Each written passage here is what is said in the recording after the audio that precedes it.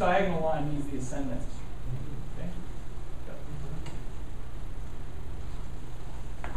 Mercury, Moon, Sun in the first. Venus. Is that before or after the Moon? What is that? After? Before. Avant. Avant le Lune. This is Mars.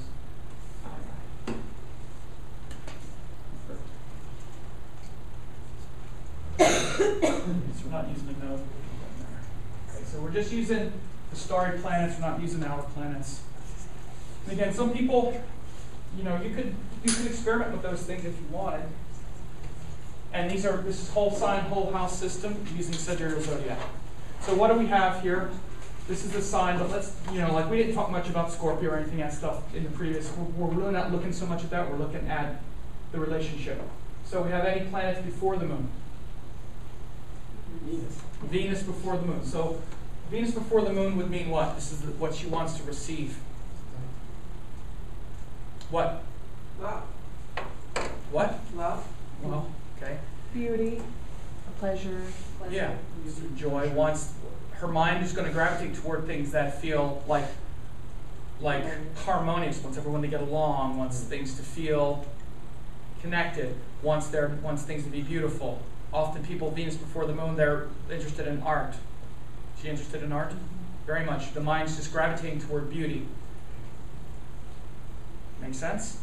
So it can be at the exclusion of other things when it's not beautiful, when people aren't getting along, when it's not that. It's like, this is harsh. I don't like this. I want there to be harmony. And my mind wants to feel things that are harmonious. Any planets with the Moon? Mercury's with the Moon. So what's Mercury Moon? When she's feeling emotions, when she's experiencing her emotions, Mercury's there doing what? Talking. Does she talk about her feelings a lot? It's like as soon as something happens, it's like we're just talking. And you're like trying to help, and it's like, well, you said this, now you said, right? You have to just let the thing go. You have to let the Mercury go. That's just part of her process. How she's receiving her feelings in real time, how she's experiencing them, it's joined Mercury. It's like there's no separation. You see? Can you recognize that? Absolutely. It's not like when there's no planet with the Moon, I feel something, and then it's like there's an environment that happens where the feeling is there. The feeling is a feeling. It's not an idea. It's not all this other stuff. It's a feeling. And then Mercury is somewhere else that would then maybe talk about it somehow. There's some distance. Or if it's joined, there's no space. It's like there's the feeling, and then there's the words. There's no separation. So why don't you talk about, since you brought up the chart, like how these things resonate. Well, first of all, are there any planets angular? No, there isn't. And her sun and moon are less than a degree apart. Oh my There's a goodness. quarter The sun teaspoon and of moon water. Yeah, that's right.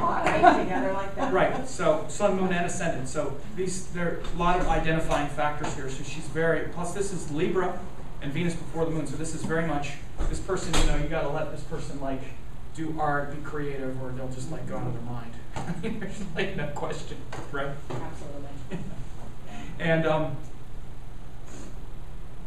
And so and this, like I say, not to get into a zodiac comparison, but this would be all Scorpio in the other one, and that might be interpreted a bit differently. There could be intensity here, though. You can see that it's very much about beauty, creativity, even things like music. Is she involved with that? She used to be. Yeah. I mean, often you'll see that. You usually need to see a little bit more water than that, but like writing, painting, what type of stuff is she? Fashion, yeah, okay. Total Venus Libra stuff. Especially ascendant, Moon, Sun, and she's good at it. She's got Mercury there, an enormous skill. Powerful Raja Yogas here, really powerful. She'll do that, I'm sure. You can't stop her, but she's incredible yogas here. These are called Raja Yogas when an angle and a triangle are joined in an angle or a trine. She's got Mercury, which rules the ninth, a trine, with the Moon, which rules the angle, in the first, which is an angle and a trine. This is really powerful for manifesting this kind of stuff. So she'll definitely do it. Manifesting what? Manifesting what Moon Mercury for a Libra person means, which is to be creative and also skillful, and also she's also would be a good teacher. She would want to teach that. She probably, at least later, I don't know, 1988. What year is this? 15, 20, 22, 15. So the moon in Libra is. I don't know what year it is anymore. I don't believe I'm 48, so what? 22. So she's in school now, right? No, she's got her first real job and she's going absolutely crazy and is ready to move to New York and go to FIT. The Fashion Institute. Yeah, she's ready to. Yeah. So the moon in Libra is ruled by that Venus before. Right. So that does that have an impact? There's a lot going on here, and again, one of the biggest things it's ruled by this. Yeah. This is what's called a Parivartana yoga. It's called mutual reception in Western astrology, called Parivartana yoga. We like to put this crazy word nobody can say. When they interact like this, then they're exchanging. It's exchanging with the 12th Lord, so it shows expense, it shows loss, it shows letting go. So it's going to feel like there's a harsh quality to make this thing happen, but there's going to be a lot of support because they're exchanging, which means they're agreeing to work together. And it's good when you have friends exchange because they get along. Mercury and Venus share mostly everything. Sometimes you get exchanges between planets that are harsh, like Mercury-Mars exchange is very harsh because they don't agree on much, yet they're always interacting. So Venus is also what's called debilitated, but one of the great things about debilitated Venus, it usually has what's also called Nichabanga, which means the modification of the debilitation, and the exchange is one of the most powerful ones. Anytime planets exchange is going to be really powerful, especially for that. So those are all subtleties. Sun is also debilitated in the first. This is why the big thing, she lacks confidence, and especially with that moon changing a lot. It's like moon in the first, again, gives that, and it's a dark moon, so her, again, the identity shift thing could be going on. She can get really, like, not sure, like, I want this, now I want this, or this kind of thing. But again, this Raja Yoga really anchors that. Again, that's why you can't ever just isolate something, because this gives a lot of intelligence, mainly this Mercury in the first, because this is really powerful for giving a lot of intelligence about what feels right to the person. This is confusing though, because Mercury Moon is confusing. Moon feels one way, Mercury thinks another way, and it's dark. So she can tend to feel one way one day the next, right? Can be very kind of sort of extreme in how she's looking at things, right?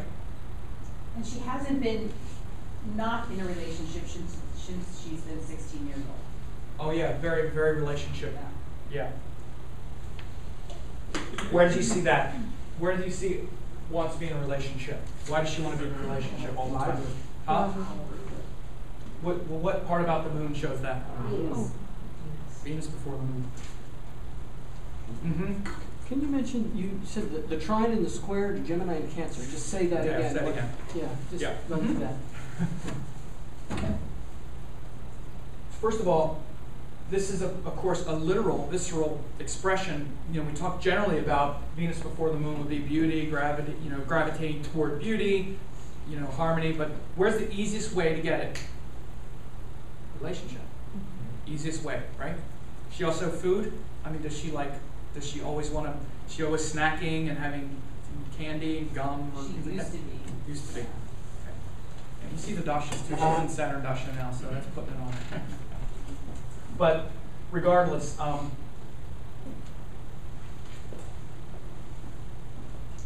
So regardless, the Venus before the moon is going to make us gravitate toward that thing. And one of the biggest things to understand about each one, I actually probably should have put it when we talked about it, but each one of the planets is a karaka, or an indicator of something. Mars is the karaka of, he's literally the karaka of siblings, like what it produces. Mars is the karaka of siblings, of course, that competition. Mercury is the karaka of, he's really the karaka of interest, not of necessarily of people so much, but Jupiter is the karaka of children. Jupiter will produce children somewhere along this. Venus will produce what? Relationships, the karaka of that. So you'll find Venus before the moon, always got to have a relationship. Venus after the moon, the partner helps them, the relationship helps them integrate, right? So the planets as karakas have a big impact on this whole process. Saturn is Saturn. I'm gonna say Saturn's the karaka of, like, for instance, old people. You'll see old people, traditional things, electricians. Yeah. No, actually, labor. Laborers, hard work. Okay, but I just mainly brought that out as far as the living things and the people and the situations. Venus is definitely relationships and pleasure in all forms, but like you said, you said she used to snack a lot and all that, right? And yeah, that probably did that start ending around well, I don't know, maybe that's a long time. She started Saturn Dasha 2001, so things would have changed a lot around then when she would have been about 13 or 14. Was that when the snacking stuff stopped around then? It was. She took a big shift then. Big shift then. Different relationship. Different, big shift then. So she was in Jupiter before. Jupiter likes the snacks. Saturn's like, no snacks. Screw the snacks. The other thing, again, I was telling Stephanie and you all too a little bit that the planets cast special aspects. And Saturn's aspecting Venus. So Saturn Dasha also is putting, this is an aspect. Saturn aspects 3 houses in front and 10 houses in front. So he's aspecting this Venus too, and she's in Saturn Dasha. So Saturn would put a little bit the screws on this Venus to make it less indulgent. So Jupiter's like, let's snack. Retrograde in the 8th. She was heavier then. Yes. Saturn Dasha, she lost weight. So 2001, you would have seen that. He's also aspecting the Venus, and Saturn, we're going to lose weight anyway. So he said about the exchange, what I was talking about, this is called a Raja Yoga. These are very, again, one of the things about Vedic astrology is it's very clear about specific things, and they show powerful results. And anytime you get an angle and a trinal house ruler, again, Vedic is very much about house rulerships. Right? Each planet is different based on the ascendant.